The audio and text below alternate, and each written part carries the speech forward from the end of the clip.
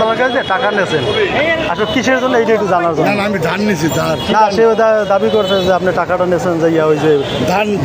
আপনি না আমরা ওই অনেকক্ষণ বসে দাঁড়াই দেখছি কিসের জন্য এই টাকা বাবাকে আসতে বলো না আপনার পরিচয়টা যদি দিতেন আমি আমার পরিচয় দেওয়া লাগবে না। আমি বলছি যে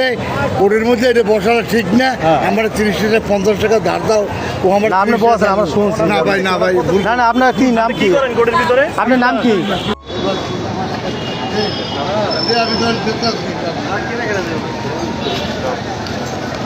কিসের টানেলে উদয় নিয়েছি কিসের উদয় নিয়েছি হয় কি কি তোর বাপের ফোন দে টাকা দিতে আসছি ঠিক আছে উদয় তোর বাপের ফোন দে ঠিক আছে পয়সা দিতে পারবে এই জায়গা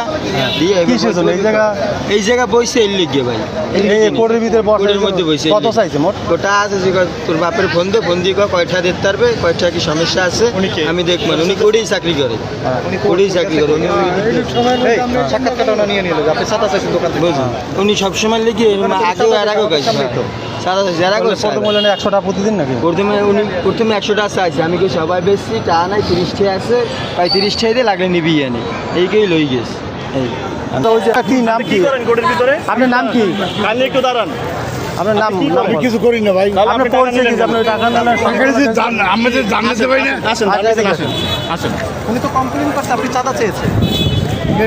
আপনি কি এই জায়গা কোর্টের কি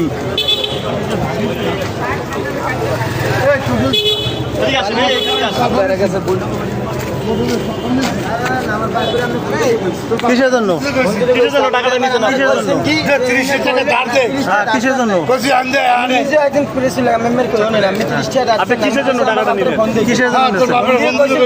দিতে পারবে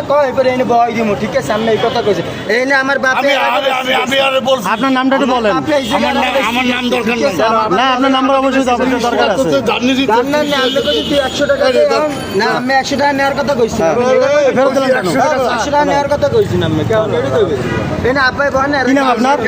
কি দায়িত্ব আছেন উনি আইয়ে আপনি অনেক জ্বালাইতেছে আমরা দেখতেছিলাম কি হইছে খ্রিস্টান দিয়ে গেলেন কে কোন হ্যাঁ দিয়ে গেলেন কে হ্যাঁ আমি তো দেখতে আছি অনেক